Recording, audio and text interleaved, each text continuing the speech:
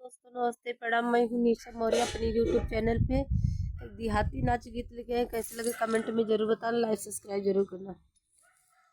तलवा दई के चबिया लाई के ये किया ये रजऊ, तलवा दई के चबिया लाई के ये किया रजऊ। अपने मम्मी का यादतिया सब दिन जाना रजऊ, अपने मम्मी का यादतिया सब दिन जाना रजऊ।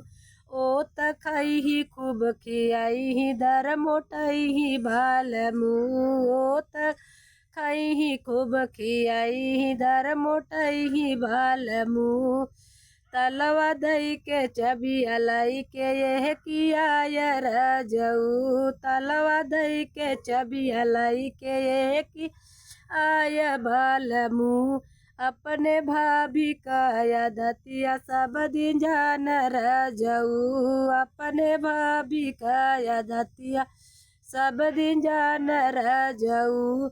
ओ त खई खूब खियाई घर उजरी बाल मुँह, ओ त खई खूब खियाई घर उजरी बाल मुँह। तलवा दई के चबिया लाई के एह किया ये बाल मुँह। अपने दीदी के भरोसवा जीनी छोड़ बाल मुँह, अपने दीदी के भरोसवा जीनी छोड़ बाल मुँह।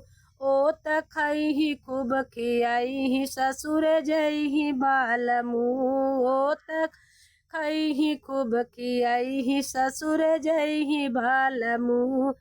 तलवा दई के चबिया लाई के यह किया ये भाल मुँह, तलवा दई के चबिया लाई के एह किया ये भाल मुँह। अपने बहिनी का भरोसवा जीनी किया भाल मुँह।